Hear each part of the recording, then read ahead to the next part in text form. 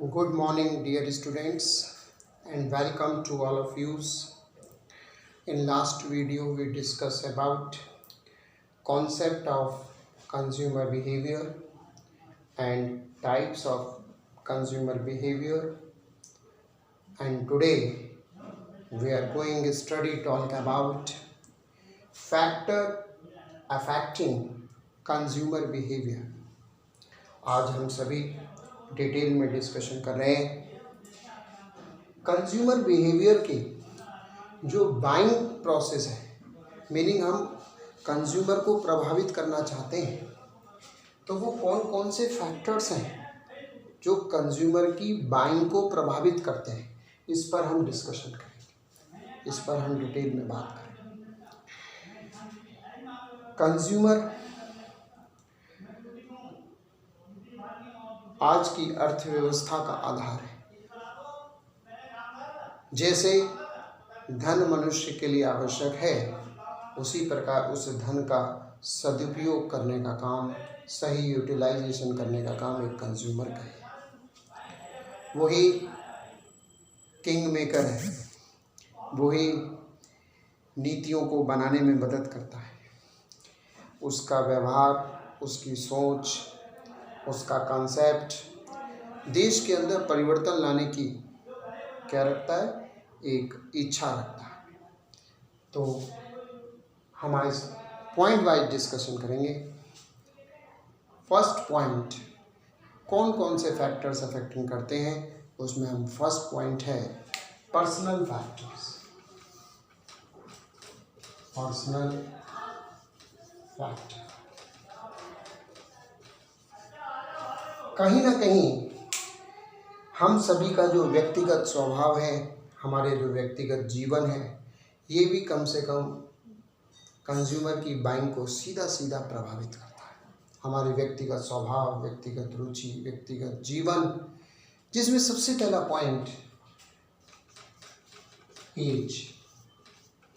As भी एक बहुत बड़ा कारण है। एक छोटा सा बच्चा ट्वाइस की डिमांड करता है, एक मिडिल पर्सन एक थोड़ा सा बड़ा होता है तो वो बुक्स की डिमांड करता है, अच्छे कपड़ों की बात करता है। जैसे जैसे जैसे पर्सनालिटी डेवलप होती चली जाती है, वैसे वैसे डिमांड्स में चेंजेस होना शुरू हो जाते हैं, इंक्रीज़ होना शुरू हो जाते हैं। तो जब वो पर्सन स्टूडेंट होता है तो उसको विभिन्न प्रकार की रिक्वायरमेंट्स होती हैं। जब वो मैरिज हो जाती है, मैरिज के बाद की कंडीशन अलग होती है, जॉब्स में चला जाता है, अदर कंडीशन होती है। और जब वो व्यक्ति बूढ़ा हो जाता है तो उसकी एक्सपेक्टेशन अलग हो जाती है। तो ये कहीं ना कहीं एज फैक्टर भी कहीं ना कहीं कंज्यूमर की जो इच्छा है, बाइंग है, वो प्रभावित करती है। तो एज बहुत बड़ा फैक्टर है। और हम कहते हैं जेंडर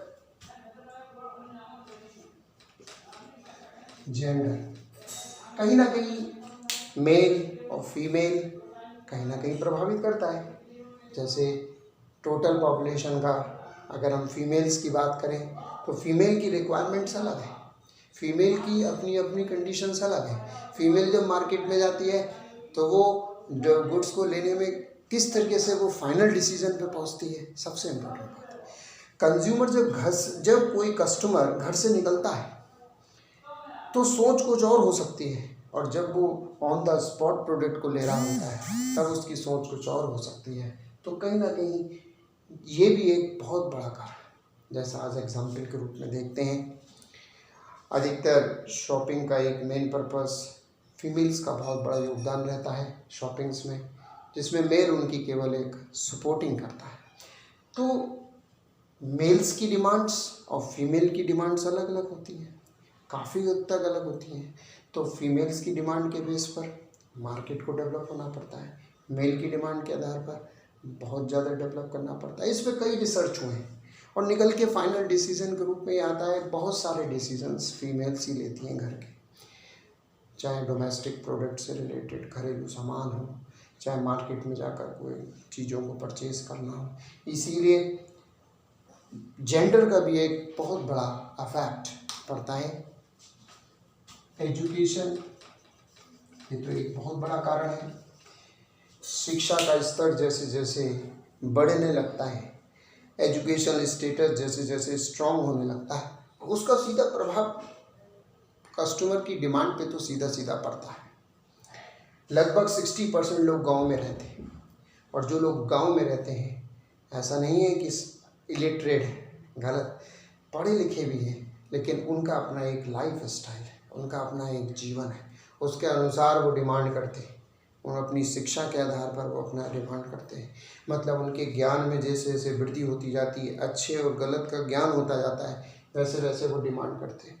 शहर के अंदर रहने वाला व्यक्ति जो उनकी एजुकेशन स्टेटस जो भी है उसके बेस पर वो डिसीजन लेता है। तो एजुकेशन का प्रभाव कहीं ना कहीं पड़ता है। एक वो ग्राहक जो सीधा शॉप पे जाता है और कहता है कि ये प्रोडक्ट मुझे चाहिए, और वो प्रोडक्ट वो खरीद के लाता है और उस पर विभिन्न प्रकार की क्वेरीज करता है, क्वेश्चंस करता है, डिस्कशन बात करता है, तब फाइनल डिसीजन लेता है। ये शिक्षा का स्तर। एक वो गए, प्रोडक्ट ले आए और ला के दे दिया, ये एक अलग स्तर है। तो ये कहने का मतलब ये है कि एजुकेशन का प्रभाव भी कहीं ना कहीं प्रभावित होता है। ग्रामीण क्षेत्र में भी बहुत बहुत योग्यता के साथ बहुत बहुत योग्य मार्केटर निकले हैं और बहुत बहुत अच्छे डिसीजन मेकर्स बने हैं। तो कहीं ना कहीं एजुकेशन फैक्टर भी कहीं ना कहीं प्रभावित करता है। पर्सनालिटी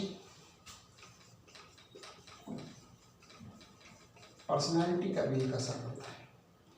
कभी कभी देखने में आता है बहुत से लोग के पास सीमित संसाधन होते हैं, लेकिन बहुत अच्छा प्रस्तुतिकरण देने की कोशिश करते हैं, लेकिन बहुतों के बाद बहुत कुछ होता है, संसाधन होते हैं, लेकिन वो सिंपल लाइफ जीवन व्यतीत करते हैं। तो ये पर्सनालिटी भी हमारी डिमांड को कहीं ना कहीं प्रभावित करती है। And next, life style. जैसा मैंने आपको इसके बारे में बताया, लाइफ स्टाइल के बारे में। And economic situations,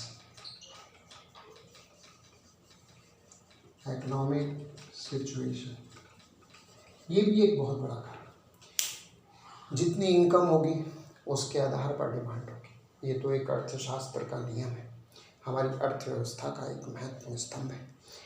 I, personal income के आधार पर, ग्रुप की, फैमिली की इनकम के आधार पर हमें डिसीजन लेने होते हैं। जैसे जैसे हम लोग अपने देश अपना बजट बनाता है, ऐसे परिवारों में भी बजट बनता है। जब आय के संसाधन ही नहीं है तो फिर डिमांड जो फर्स्ट प्रायोरिटी की होगी वही पहले ली जाएगी। हम लग्जरी चीज़ों का इस्तेमाल नहीं कर पाएंगे। और अगर हमारे पास इनकम अच्छी है, हम इनकम लेवल हमारा अच्छा है, तो हम अपने पैसे को बहुत जगह खर्च कर देते हैं। और बहुत से लोग इस टाइप के भी होते हैं कि इनकी इनकम भी लिमिटेड है, लेकिन उनकी डिज़ायर जो है वो फर्स्ट प्रायोरिटी पे वहाँ पे है जहाँ पे ज़्यादा से ज़्यादा उन्हें सेटिस्फैक्शन मिलता है। तो अपना अपना स्टेटस है, लेकिन इनकम लेवल सीधा सीधा प्रभावित करता है। आज का वर्तमान समय, इस समय देश के अंदर जो बहुत बड़ी समस्या देश के अंदर दिखाई दे रही है वो ये दिखाई दे रही है कि लोग अनएम्प्लॉयड होते जा रहे हैं, बेरोजगार होते चले जा रहे हैं। इस आज के वर्तमान स्थिति में नौकरियों से लोगों को निकाला जा रहा है। ऐसी स्थिति में जब रोजगार चला जाएगा तो डिमांड कहाँ रहेगी, और जब परचेजिंग पावर ही नहीं रहेगी तो देश की इकोनॉमी की बात करना, देश की अर्थव्यवस्था को मजबूत करने की बात अधूरी है। तो कहीं ना कहीं इकोनॉमिकल सिचुएशन भी प्रभावित करता है कंज्यूमर की बाइंग डिसीजंस लेने में। बाइंग डिसीजन लेने में हमारे जो पैसा है, बिना धन के लाइफ नहीं जी जा सकती। तो बिना इकोनॉमिकल कंडीशन बेटर हुए, बिना उसकी अच्छी सिचुएशन हुए हम आगे प्रोग्रेस नहीं कर सकते। तो ये था आपका पर्सनल फैक्टर।